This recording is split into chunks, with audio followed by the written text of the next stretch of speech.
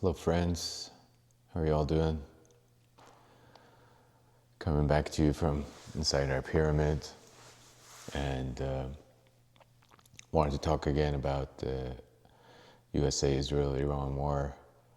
We're entering our fourth week now, and I've been saying this since before the war even began, that ultimately the true losers of this war are going to be the Iranian people.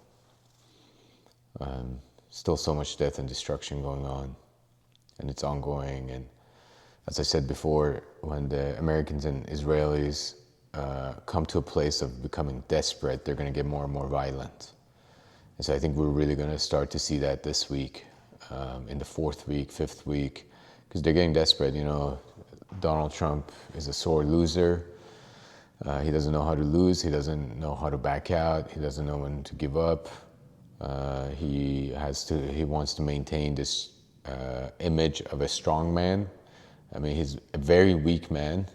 We saw how he freaked out when Iran attacked the Qatar gas fields. After his own gas field was attacked, he basically went on Twitter and posted a panic response.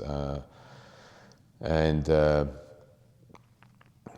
then he's gonna probably freak out even more as the war escalates, and then the Iranian side escalates.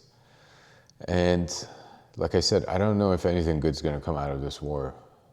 However, I am becoming more hopeful as the days go by.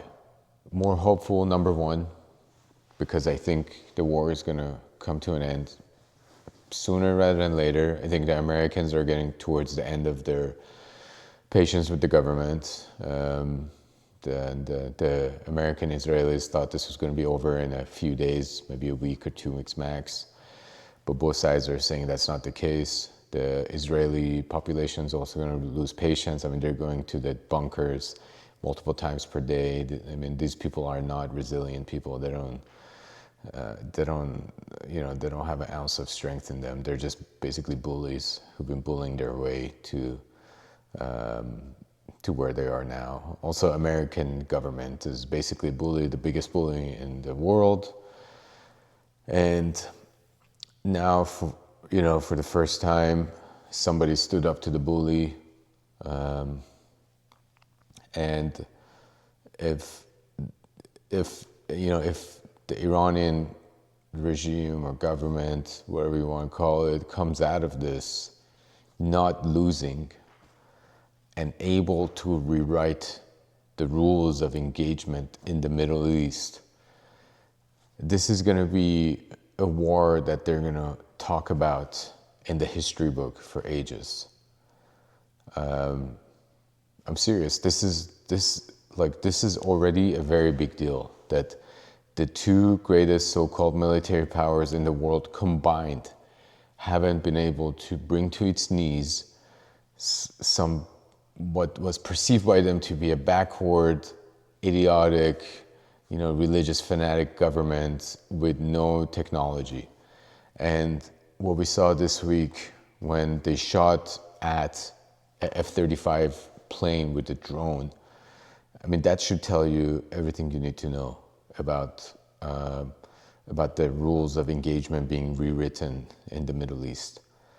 And as much as it pains me to say this, because I don't support the Ayatollah regime, I mean, they've caused enough suffering for their own people. But I'm glad they were able to stand up to America. I'm glad they were able to stand up to Israel. And when they come out of this war, unfortunately, they're going to be even stronger and probably even more tyrannical towards its own people.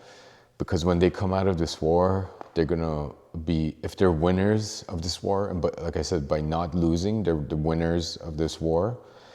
They've solidified their power base in Iran. And when you come out of a war as a winner, there's a certain amount of perceived strength that comes with that, then they're they're probably going to be in power for 50 more years at least.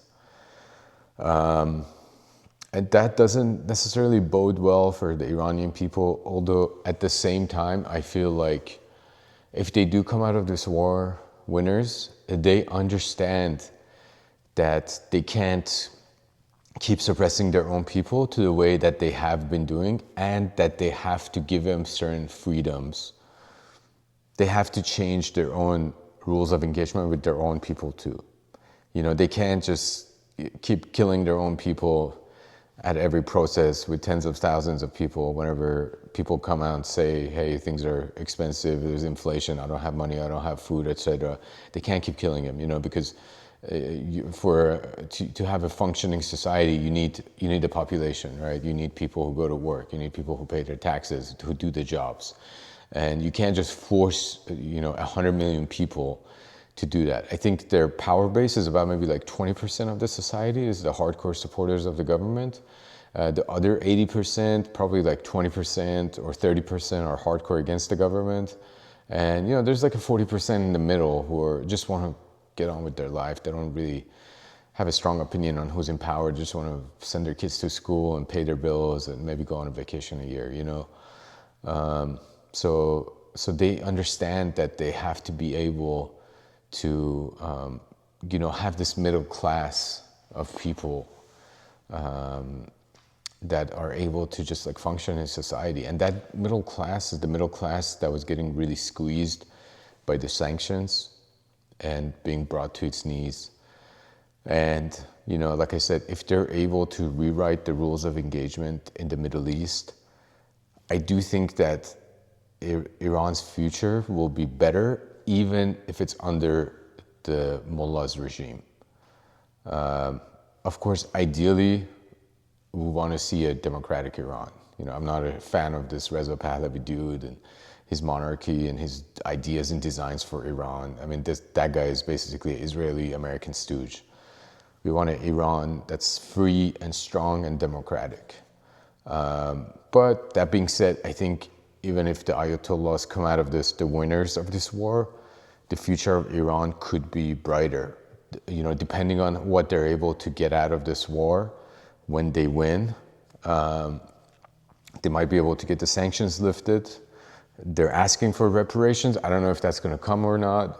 I highly doubt. America's already spent hundreds of billions on this war. They're not going to be able to get another 100 billion out of America. But who knows? They might put a tax or a tariff on ships that pass through the Strait of Hormuz. I don't know. But I think they're onto something. They're realizing that they can't go on being bullied by America. And like I said, they finally stood up.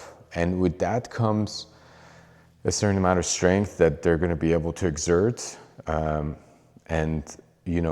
Ultimately financial strength comes from military strength too. And if they've been able to exert their military strength and come out of this as not being able to topple, then they've withstood the American and Israeli barrage. They will be able to also gain financial strength from that. And I really hope that with this financial strength, some of it flows down to the people and not all of it goes to like their corruption and building missiles and things like that. I really hope they've learned their lesson. I really hope that they will tend to their own people, tend to the society, so on and so forth. Again, I'm hoping for peace. I'm hoping for a free Iran. I'm hoping for a democratic Iran. But regardless, as this war rages on, I am getting more and more hopeful. I'm way more hopeful now than when I was in the beginning. I'm getting more hopeful that we're gonna have a better Iran. Call me crazy, but I don't know. What can I do? I'm an optimistic guy. All right, guys. Much love.